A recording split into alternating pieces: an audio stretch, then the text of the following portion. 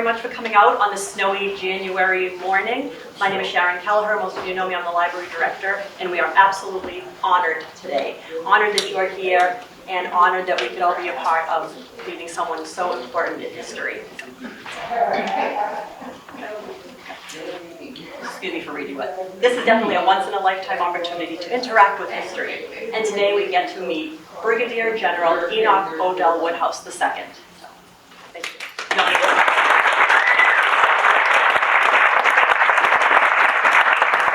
There are some people that I would like to thank for being here. Before I introduce the keynote speaker, Bob Collins, I would like to acknowledge some special guests. We have Marianne from Senator Tarr's office, thank you for being here. Dr. Daly, Superintendent of Schools. Mike Gilberto, Town Administrator. Leanne Gonzalez, representing the Select Board. We're going a little out of order like we thought because we have to be flexible when things happen, so. And retired Marine Colonel Mike Wabreck, there. Sue Magner, she is the head of Veterans Services.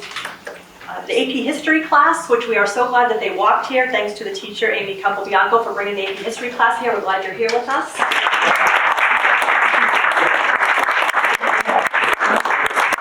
Brad Jones had planned to be here, but he was called to Boston, so he just wanted to let you know he was planning on being here, all the way. So just finish up here. Okay. All right. Finally, I would just like to thank DPW's Facilities Department for really working hard to make this building beautiful and ready for this event. And to the staff who I don't know how somehow managed to pull this all together. I mean, we have such a dedicated staff who love the library and love the town. I can't tell you how many meetings we had in this short time to pull this all together. They are the unsung heroes. Yeah, the unsung heroes, yes, absolutely. So thank you to them. And then finally, thank you to the Friends of the Library for supporting and sponsoring this event. So now I'd like to introduce you to our keynote speaker, Bob Collins. He is North Reading's HR Director and a personal friend of Woody's, and we thank you for this connection. And welcome, Bob Collins.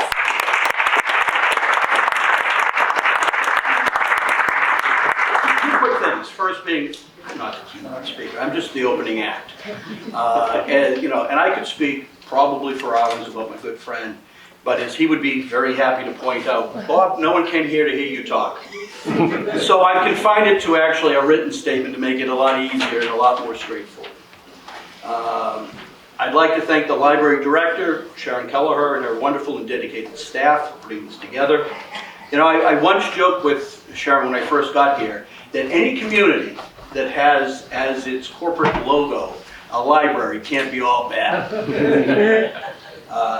As the prolific and award-winning children's writer Patricia McKissick once observed, the library was a door to freedom, to free thought. When you're being taught, you can't, you can't, you can't, the library says, you can, you can, you can.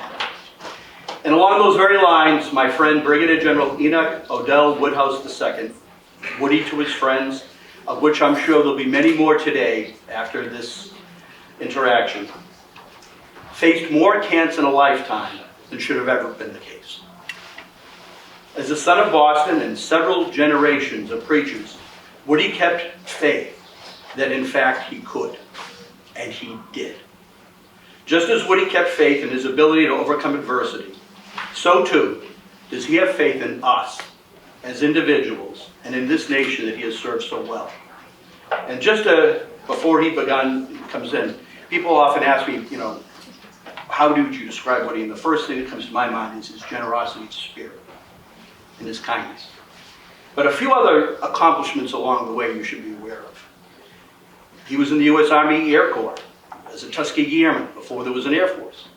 He joined the Air Force when the Air Force came into being, earned a Yale bachelor's degree in 1952 through the GI Bill, attended Boston University, where he got his Juris Doctorate degree in 1955, served the U.S. Air Force as a Judge Advocate General, served the United States State Department as a diplomatic courier. Now, I thought Woody only spoke like 3 languages. It's like more like 5. I found that out, and always at the most interesting points in time. And then most recently, Governor Baker, in dedicating a mural to the Tuskegee Airmen in general and a separate one to Woody specifically, promoted him to the rank of Brigadier General of the Militia of the Commonwealth. Ladies and gentlemen, it's my honor and privilege to introduce today's speaker, Brigadier General Enoch Woodhouse II.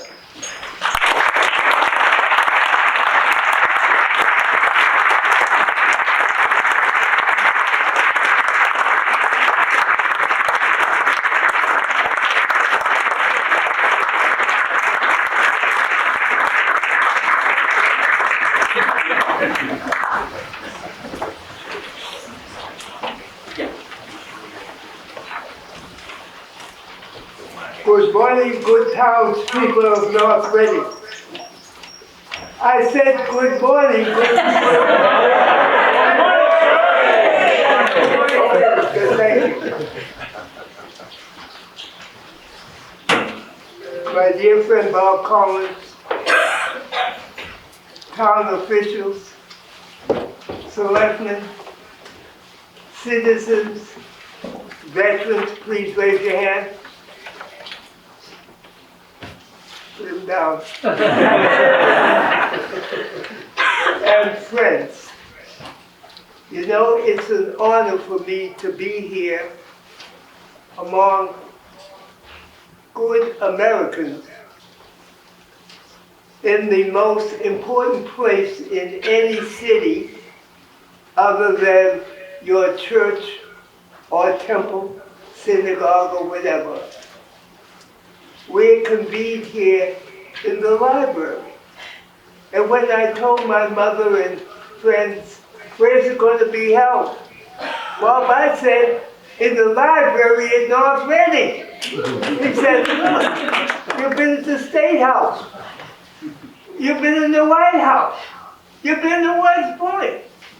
You're in the town library at North Reading. Well, to me, a library is a very sanctified and quiet place to meditate and to appreciate what God has given all of us and how we can love and appreciate our neighbors. Now, I have to start at the top to tell you who I am and how I got to be what I am, such as I am. And I'll start off December 7th, 1941. Now, if you're around our age, everybody knows what December 7th, 1941 was. That was the day that Japan declared war, bombed us at Pearl Harbor, and we were at war. And it was on a Sunday morning. And coming from two generations of clergymen, preacher's kid, don't hold that against me. My mother said to us, boys, America is at war. I want you to serve your country. Can you imagine a black woman telling all she had in the world were her two boys, me and my brother? She said, I want you boys to serve your country. And we served. I went into the Army. My brother went into the Marines. He was one of the first black Marines. So this was what we did. We're Americans. So whenever I am asked to speak, and Bob, I have to thank you for not trying to book me in February. Because for some reason, friends, I get more speeches in February. But Bob, I couldn't resist, and it's an honor to be here, to not tell my story, but to share my experiences. Now, when I say that I was with President Obama, I campaigned with Bobby and Ted Kennedy, you know, I happen to be 96, so I go back a ways. Anyone 96 here? Nobody's here in 96. I'm leaving you all a bunch of youngsters. No, I have been blessed. And everyone wants to know your secret. Woody, what is your secret? You're 96. I have to say, my secret's my secret. Well, there is an answer. I have a secret. You have your secret. But we have to listen to what our body and secrets tell us. When our body and mind says, 2 martinis, don't do the 4. Don't do the 4. So after we went into this military, I went in right out of high school. At that time, everybody, no matter your ethnicity, black, white, Asian, or what, you had your high school diploma in hand. And you went to 2 places. You went to the Fargo building, Navy and Marines, excuse me, Mike, or the Army building, which was the Fuller Cadillac building. And you went there with your high school diploma in hand. You were forged, parent signature. So your physical exam lasted 2 minutes. The doctor looked at you, told you to walk across the room, bam, staff, accepted. That's what happened. That's the way it was. And when I go and speak to the high school kids, you know, I just tell them what we did. And perhaps this is why we were called the Great Generation. Not because we were all great, but we all strive and work to save America, our country. And whenever I ask how are you? Good, sir. Keep on with those gang over there. Everybody serves. And when I go and speak, as I'm speaking to you, with young Americans, our children, grandchildren, we have to instill with them what America is about. Everyone can't agree, but let's agree on one thing, our flag. This is what we all stand for. So let's go back to when I had my acceptance enlistment certificate. Jumped on the train, all my high school buddies. I was the only person of color in my group. I was at Boston English High School. Any Boston English High School? Stand up.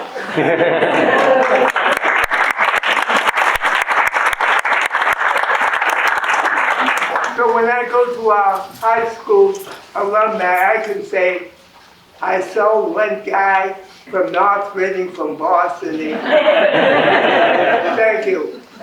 We know, we'll talk later. All right, I'm on the train going from Boston to Texas at the age of 17 with $8 in my pocket. Boston, South Station to Chicago, great time. Had 2 or 3, well maybe more, cans of beer which we couldn't have at home. Boston, Chicago, great time. Chicago to St. Louis, great time. So we were on the train getting out on our last leg on the MKT line, MKT, Missouri, Kansas, Texas, regional. Not New York, New Haven, not New York Central, but MKT line. So we were all on there, khaki pants, duffel bag, Can you imagine, ladies, everything you would have to have in life is a duffel bag this big? That's what we had. You know what I'm talking about. I hope your wife's not here. Your duffel bag was all you had. And I had $8 in my pocket. $8. And when you went in at that time, when you see your elders coming around and you tell them you're going into service, then reach down and put this in your pocket. Here's something. God bless you. This is what black people did. I see them around to protect our country. And when I was growing up, the pictures I was shown were my people being lynched and strung up. This is no business, these are the facts. One thing we have to do is state the facts. You want to go one way? You want to go that way? Fine. But let's state the facts. And let's all be for America. Okay, so we're on the train getting ready to pull out. So I heard this voice, "Get off the train!" They're looking around, joking, have few beers, oh gee.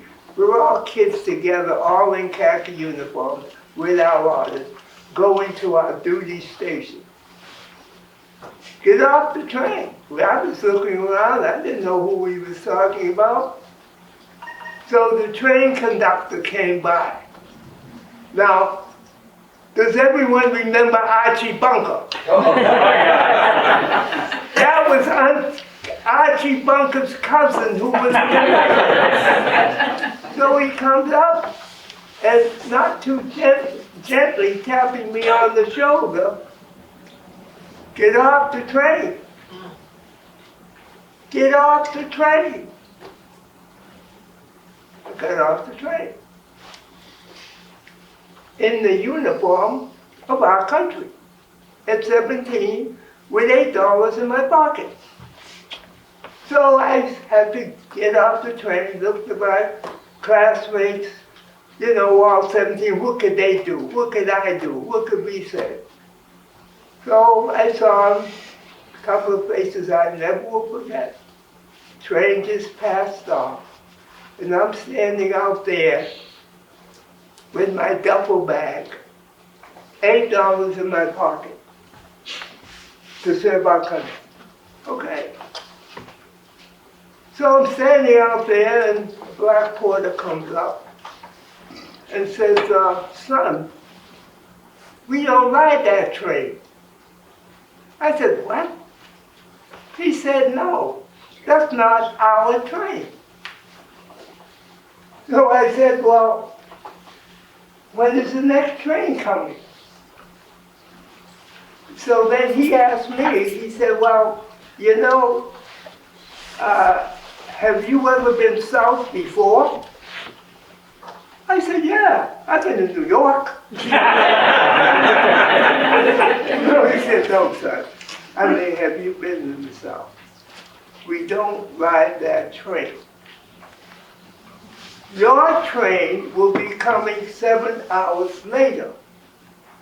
I said, 7 hours? I gotta be at my post.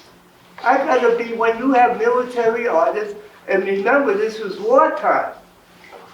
You don't show up at the designated time and hour, you're AWOL. And AWOL at wartime is serious. Okay. So I stood there and waited. Train did come. It was a local train that stopped at every stop.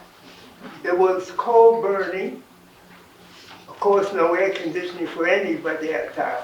But we had to crack the windows to get ventilation behind a coal burning train. I don't have to tell you what I look like with a khaki uniform. Sweaty, you know, really the worst I've ever been. So the train did arrive, and the bus did take me back. Well, you can imagine the way I was greeted by a white top sergeant coming in, dirty, smelly, and AWOL. If you know Archie Bunker, this was his twin. And what he didn't call me, what he didn't say to me, you know, I'll never forget. But I'm saying that to let you know that all of us will have adversity. All of us will have problems that come up in our lives. But for some reason or another, my background, ethical, spiritual, and all that stuff, let me suck it up. That's just what it was. You just take it. You just take it and go on. As I say that, I look back and think, today I'm a Brigadier General. I didn't expect this. I was a private, a lovely black private in an all-white unit. Of course, at that time, everybody knows we had two branches of services. You had a black army and you had a white army. You had a black navy, you had a white navy. And of course the Marines were last to do it, you know. Sorry, Mike, again. I talk to him all the time because he is very close to me. And whenever we go out, I say, I have to admit and confess that my brother is here. So everyone looks around. They don't see any black people, they see white. But you know, he's not black or white to me. That's Mike. Sometimes he's good. Sometimes he's a colonel. So we'll switch back to when going to basic training, you know what that is, and, you know, nothing, the usual. The next big epoch in my life was when I was accepted to go to Yale. Yeah. I'm not going to say how I got there, but when you start college of any institution, you're going to be staying overnight. The first thing you want to find out is who's going to be your roommate. You don't want a slob, you don't want a party guy, you want someone that you can be comfortable with. Well, you know, for some reason, I don't know what it was, of the 1,300 people being admitted to class of Yale 1952, I couldn't find anybody. Can you imagine that? It was voluntary. You pick your roommates. For some reason, I don't know why, but no one wanted to room with Enoch Woodhouse, the only black in Yale class of 52. And I've said that to every Yale president and every Harvard president to their face. Not from bitterness, but as we say in Italian, J.A. Hey, it is what it is. So, did I get discouraged? I went to Yale for an education. I didn't go to meet Miss Macy Vanderbilt of New York. I didn't go to Yale to attend the formals at the Quinnipiac Country Club. Probably wouldn't let me in the damn door anyway.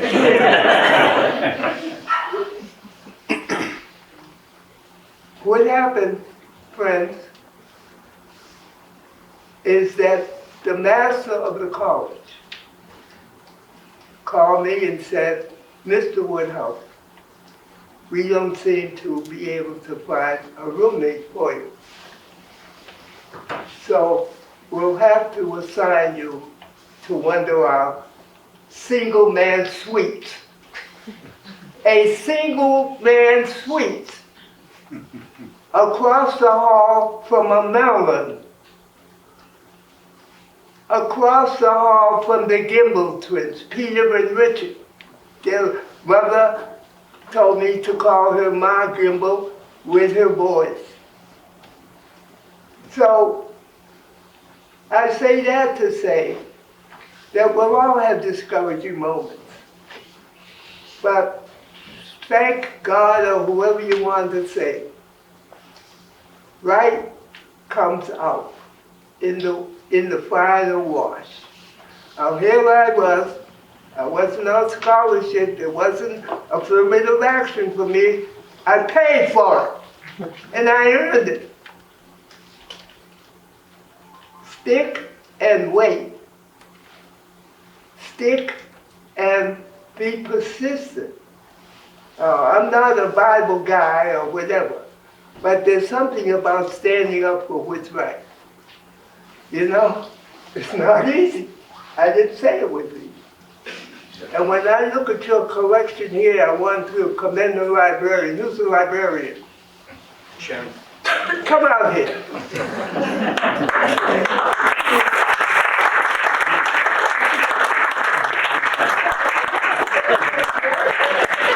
Excuse me, I have business to talk. Yeah.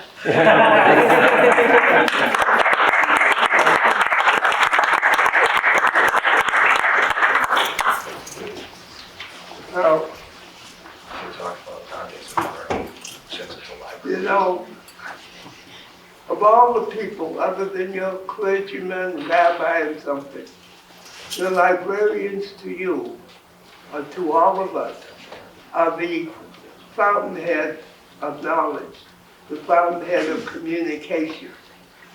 So to me, a library is sacred. And, you know, at Yale, I majored in 3 subjects: French, German, and mathematics. And then later on, I branched off in Italian. I'm not going to ask for the Italians here, but I know you're here. You're right. So, as you learn in the library, you pick around there were certain things that you learn. Reputation. Now, everybody knows about Shakespeare, the greatest author. Goethe, German. But the other great author worldwide is Dante, the author of one of the greatest novels ever written, the Inferno. Now, the Inferno is 3 sections: Inferno, Purgatorio, Paradiso. The 3 stages of hell, purgatory, and heaven, Paradiso. So I have memorized it. Every time I get in a problem, I think of these words in Italian. From Canto 3 of Inferno. You know, there are Dante scholars here. It goes like this, when you're in a problem. Non ragionam di loro, ma guarda e passa. I'll repeat. Non ragionam di loro, ma guarda e passa. Why is that important? Dante was being conducted by Virgil through hell. And the way hell was arranged, it was arranged, and your place in hell was where and how and with whom you committed a sin. So if you were a robber, your body was stuck in somebody else's pockets. If you were an adulterer, you would have to see your spouse violated. That was what you'd have to do. And if you were a cardinal or bishop, you were denied entry into heaven. And you see all of these things. So Dante, walking through all of these people, he'd want to look around. Well, gee, this guy was an adulterer. Gee, this bishop screwed up. This guy was a robber. So Dante was fascinated with smut and scandal. That's basically what it was. So Virgil patted him along and said, don't look and concern yourself with them, but just look and pass on. Guarda e passa. So Virgil was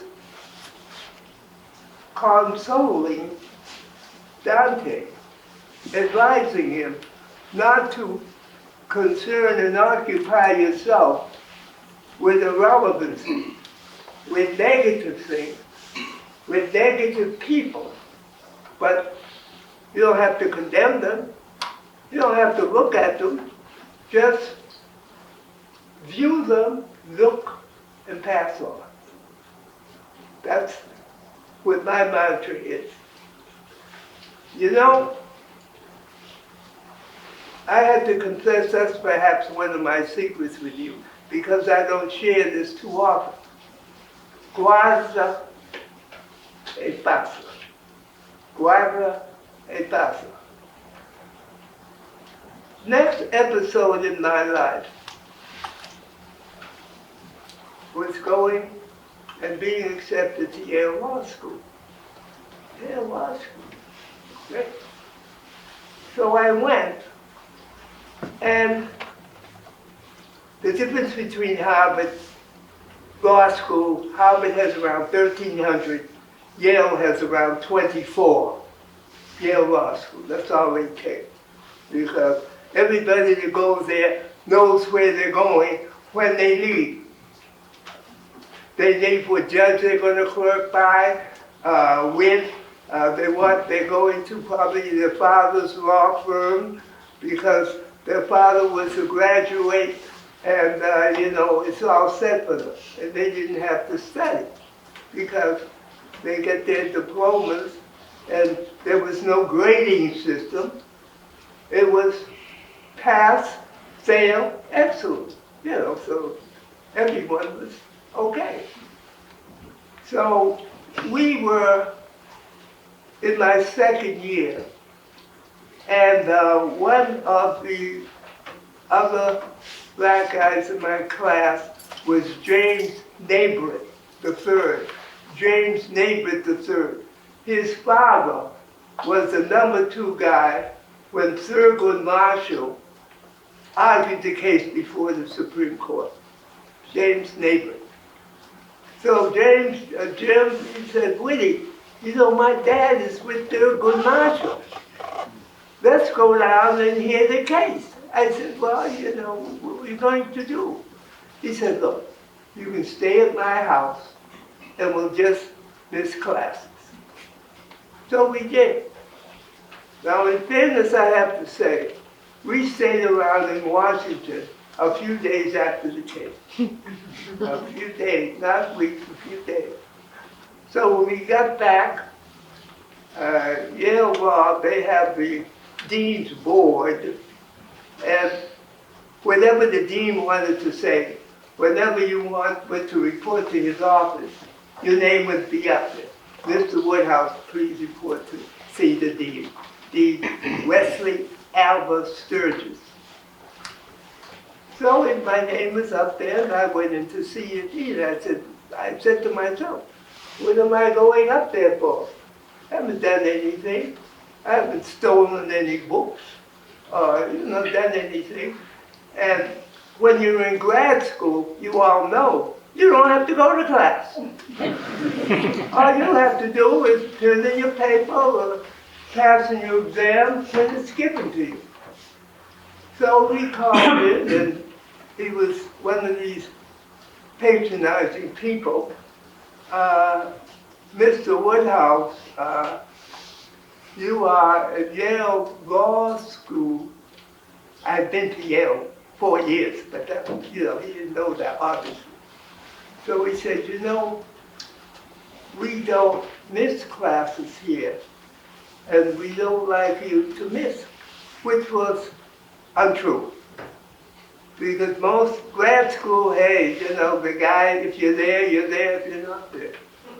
So he said, well, why did you go down? I said, so we went down to hear a Supreme Court case. He says, well, what case were you going down to hear? So I said, Dean, the case was Brown versus Board of Education. Brown versus Board of Education.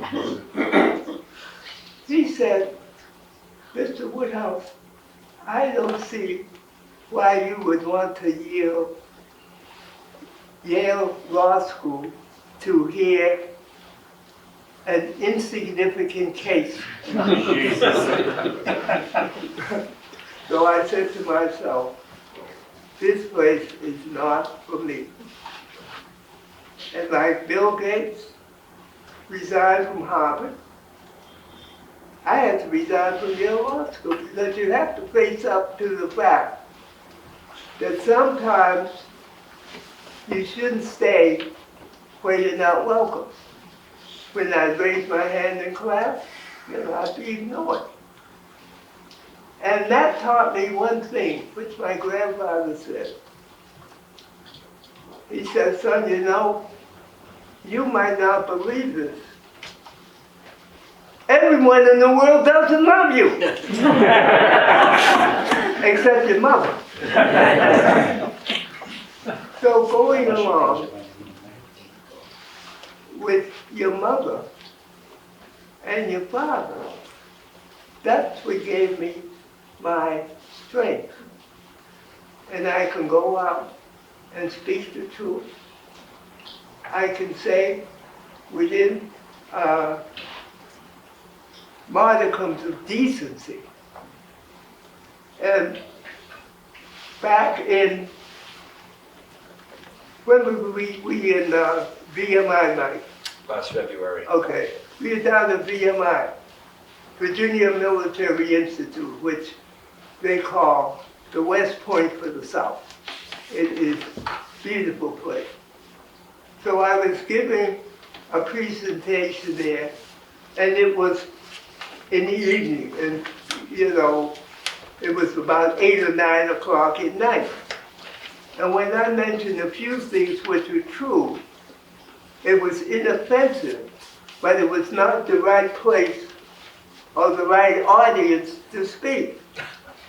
So I didn't realize that when I was talking, there were 2 or 3 youngsters, like 4 or 5, sitting on the front row. Mike, you were right there. And so I said, when I was saying everyone in the world doesn't like you, So then I also said, this is what really screwed me up. I said, we all have to realize there is no Santa Claus.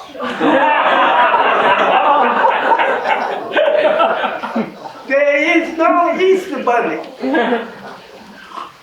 There is no Tooth Fairy. You see, this is what I mean. You make a statement, but you have to be careful who you say it before. And I never forget that because Mike did one of these things when I said there's no Santa. He didn't know before that. Yeah. You ruined it for me. Yeah. My next and final chapter, and then after I speak, the moderator, whoever he or she is, can direct the questions, and we'll just take it from there. Tell the story And President Bush receiving the medal. oh yeah. Oh, is it here? Oh yeah. Yeah.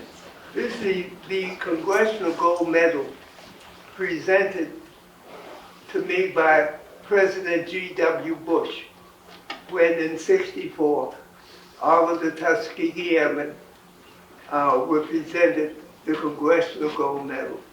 Now there are around 400 or 500 people that got this. But I was the only guy from Yale. And I was the only guy that he personally put this in my hand and shook it.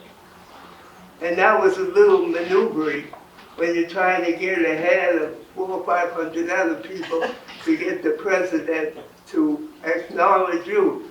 So what I did, in all modesty, I got up and said, Mr. President, my name is Woody Woodhouse. I'm Yale class of 52, Berkeley College. So he looked and he whispered something in my ear and we both laughed. Now, I hate to say what he said because all of my buddies were saying, what did the president say to you that caused you to laugh? What was the instruction and what were the words of wisdom? I said, all the president said to me was, beat Harvard. So I had to share that with you. You know, sometimes things happen and you're thinking it's something big and it isn't. You know. I'm gonna pass that around. Okay. Thank Just you. the coin, not the case, just the coin. Slide over here. I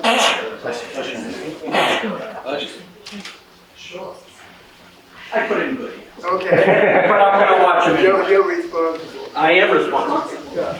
Well, you can tell me when you want to open your questions. So we're going to take a limited series of questions.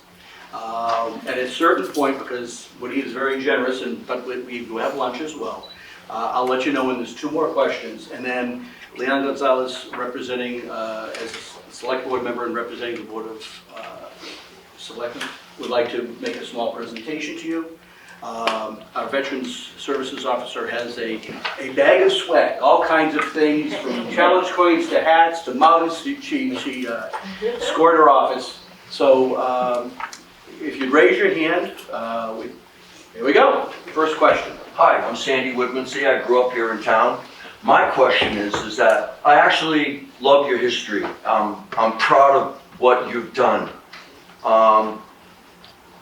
When you first learned to fly, you were on a trainer, and they were like a paper airplane, correct?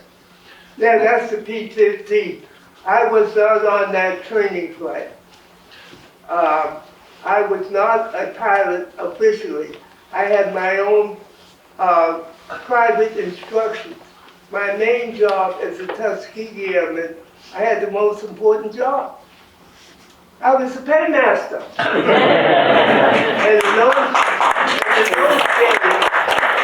And in those days, you paid by cash. You would have a big sack. We'd bring in the payroll for $3 or $4 million. And if the guy's pay was $242.13, you paid them out that way. That was the way it was in the old days. No checks, no nothing. My question is that you started Yeah, at the very bottom. yeah. My question is, when you finally got to fly the P-51, was it like getting a new car? Well, I never flew the P-51. I've been in the P-51. I've been in the PT-13. I've been in the P-47, the Thunderbolt. And I hope no FAA people were here. I was John Brown on a couple of cross countries in the DC-3. Remember, requirements were not as strict as it is today. It was in wartime. It was like a kid having the keys to your car on the street. Many teenagers will drive cars when they're not officially authorized. So many of us Tuskegee Airmen, we were not all pilots. We were not all navigators. We were not all bomber pilots. Listen, I can tell you one thing about the bomber squadron. You see, the way our group was designated as fighter pilots, it was single engine, single seater mostly. And there was a question of blacks being mixed with white in the airplane. So that's why we were all single. And it was segregated. To a lot of people it was bad, but people say, well, Woody, you know, how does it feel being in the segregated class? Well, it was a little unsettling, but I happened to be with the finest group, with the top guys I've ever met. Our installation was the cleanest in the Air Force. And while I'm on that topic, you hear the Top Gun, Tom Cruise? The Top Gun with 3 black guys that were given the outmoded P-47s at Nellis. That's who the Top Gun is. The very first. Very first. So the next question, we'd like to invite one of the students present if they would like to go next. Now's your chance. Come on. Yes, right there in the back row. My name is Rafi, I'm one of the students. I'd like to ask, what sort of impacts do you think you and the other Tuskegee Airmen had on U.S. history? Impact of the Tuskegee Airmen on U.S. history. Well, that's a good question, sir. Are you a high school student? Yes. Second year? Yes. How did I guess that? You know, that's a very good question. What impact does it have? Well, it just shows America what a lot of people did, which were not noticed or not recognized. But now it's coming out, because one thing about American history, we don't know all the facts at that time, because we only know what we are given or what we hear by gossip and news. But the old saying is, the truth will come out. This gentleman right here. Hi, sir. Bill King. I'm from North Reading. The question I have to ask is, how did the upper level of your leadership convince the Army Air Corps that the black pilots could fly and could fly with the white pilots? And how long did it take after the quote-unquote experiment of Tuskegee? How long did it take before that actually happened? That's an excellent question, excellent question. And the answer will surprise you, because what the answer will tell you is how our country worked at that time and the thinking at that time. Here's the takeaway. We're at war. We don't have any combat missions. Simple. We weren't assigned any. People say, well, gee, where's the fighter group? What are they doing? You just don't go after looking for Germans. Every mission has a mission, an objective. So if you don't have any, you don't have any. But what we did have, we capitalized on it. In the Poesty air raid, we had Chubby Green shot down. He was captured by the Yugoslav partisans and, decorated. So we did have one ace, Lee Archer, but our experience was great in spite of the few missions we were assigned. We didn't be assigned over to Europe until 1943 or 1944. That's when the war's over. We had our bomber group trained. They were never used. The only time they were used was to fight a fire in Oregon. That's America. That's the way we think. Thank you for the question. Sir. So again, going back and forth, is there another student? Yes, please. So as you mentioned before, it was with the segregation and You- you guys, we love Come on up. In fact, I'll tell you what, I know it's hard to come up. Do you have a phone? Yes. Phone has a photo? Oh, yeah. Tell you what, ask your question, we'll take a picture. Of course. And we'll reward you for your bravery. He's not gonna give you one of his medals, but he'll give you a photo. So my question was, with all like the segregation within the United States, like you having to take a different train than everybody else, why did you still feel it was important to fight for your country? How did you like think about that? How did you reason that? Did everyone hear that question? Yes. It's a very important question. You know, when I said earlier, everyone doesn't love you. When I have a job, I will do the job, and you should do your job to the best of your ability. Will everyone love you in addition to your mother? But that's a very good question, incidentally. How I, Woody, could still stand up and salute the flag, salute our flag, because that's the way I am. There are a lot of good people on all aspects, and I wish you all the best, and I know what it is to come up in front of your seniors and ask a question. Tell Mom and Dad we're proud of you. All right.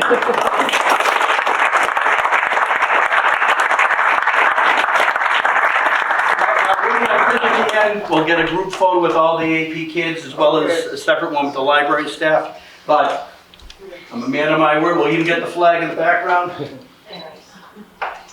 We'll take a couple. One more.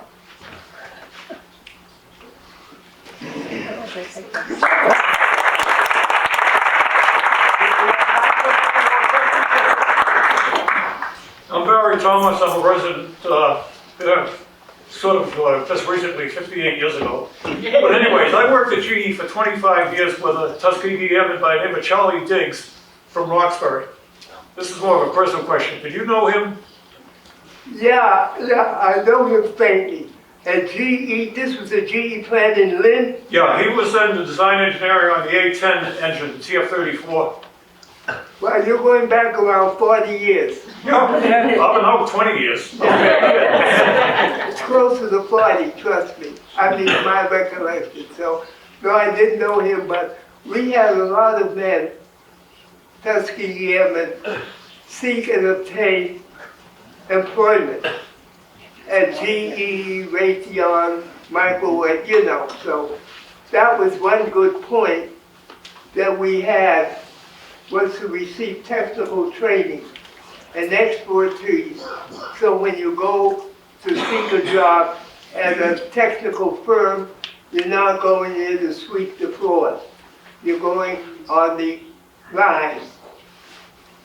Does that answer your question? Yeah, well, I just want to know if you knew him. But that's fine. Only enough ready. Thank you. Thank you. We're gonna have a few more, another student perhaps. There's only gonna be a few more questions left, now's your chance. All right, yes, sir. Gentleman in the corner. I'm James Dillon. I'm one of the students. You know that. I was just wondering, how did... Come on up so we can hear you.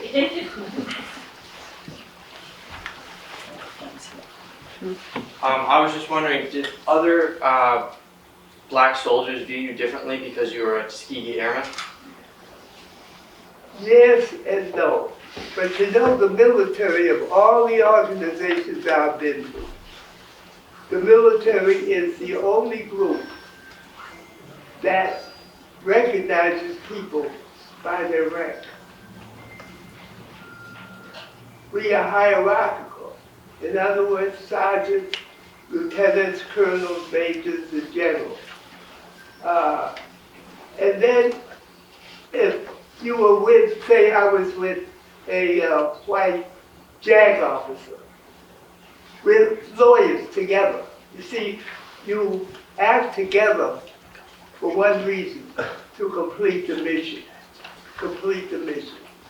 So, if you go in the military, everybody will treat you professionally.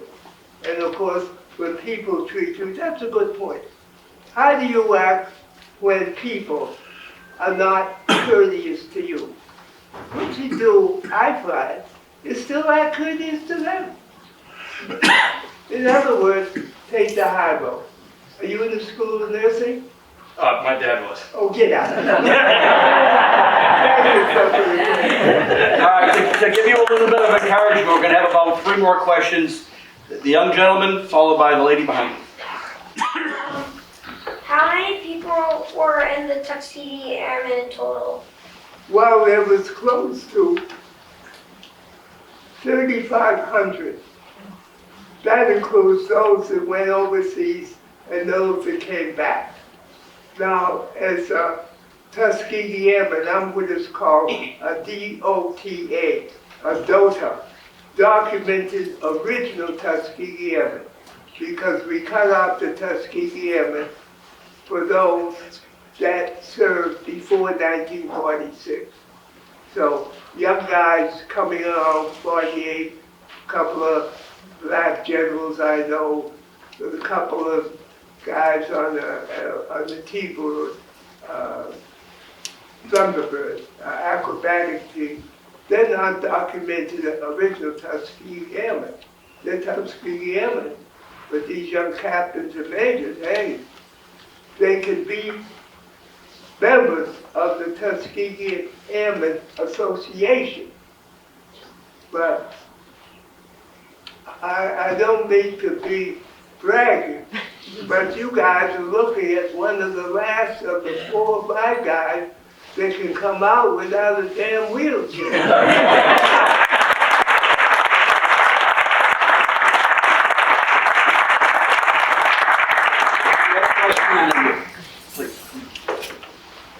I just want to say it's such an honor to meet you and have you here today. My name is Mary Ann Leonard Cashman. My parents bought a home and built a home here 60-some odd years ago. My dad, Everett Frank Leonard, was in the Air Force and fought for the Korean War. Listening to you today brings back so many memories, so many stories and thoughts and perspective that my parents have taught me. And I thank you for that, many lessons. My question is really, actually I have a picture of all of you years ago, and I'm wondering which one you are. Could I come show you and have you point that out? Sure, of course.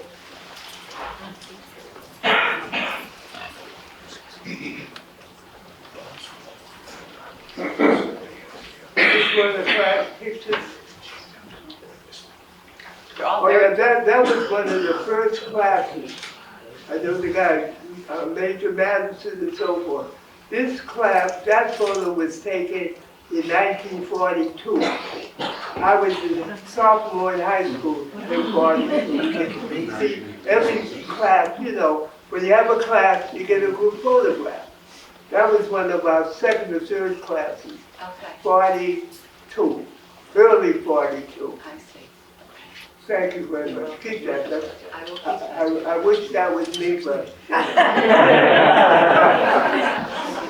Of course.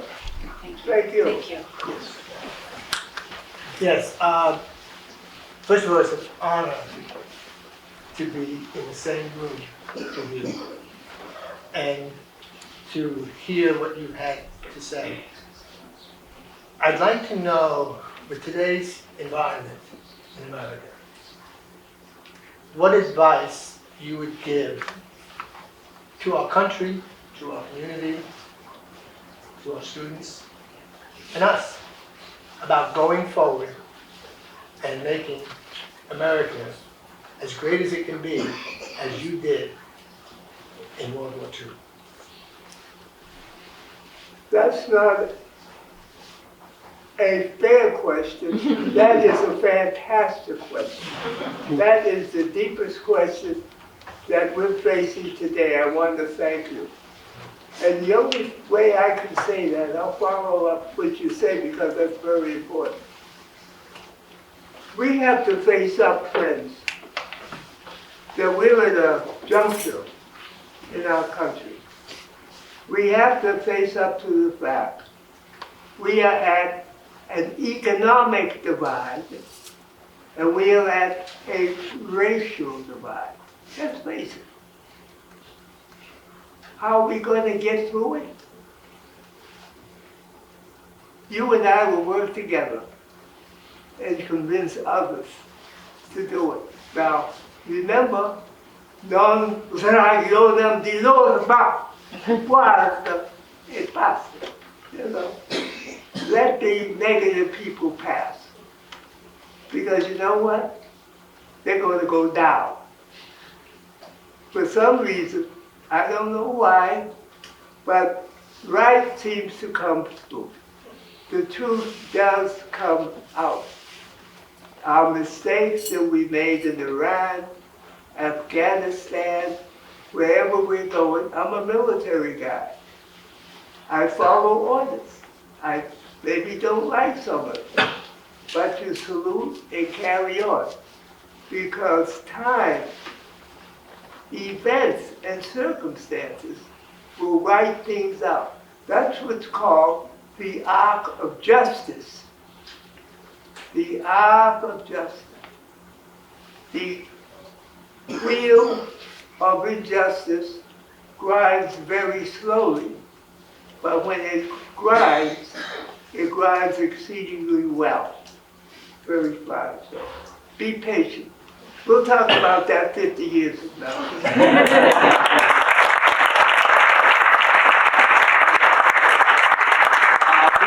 One more question from a student. Good way to end.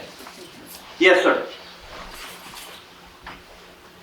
Speak on up. My name's Aiden. Aiden Doak. I just want to Stand ask. over there so they can see you. I just want to ask. You said you enlisted in the Army when you were 17. What was it like? Basically putting yourself on the line at such a young age and just making that decision. Well, you know, coming from a religious family, we believe in doing the right thing. Doing the right thing, even though people might not appreciate it. They might not even want to. You heard me saying how I couldn't get a roommate in Yale? Did you hear that? Yeah. How did I wind up? Better. Because there's always one person. I don't know who it is, but there's always one person that will stand up for the right. And if you're being mistreated, that's no reason for you to act up. You have no excuse. Just keep stepping. And I wish you well. Are you a sophomore too or junior? I'm a junior. How do I know that?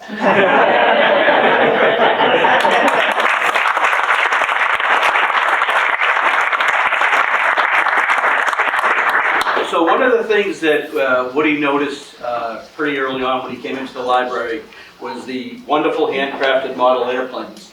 So we'd like to thank Chris McGovern. If Chris is here. He's not here. He's not here. Okay. Yes. We'd like to thank Chris McGovern for doing these. And actually, Woody asked me to take pictures of them. He was so impressed by them. Also, there's a display over there of books relating to the Tuskegee Airmen. That the library has available if you'd like to read more. I hear they even let you take them out of the building. So, at this point, I'm going to introduce Leanne Gonzalez, who is, on behalf of the town and the select board, would like to present you something.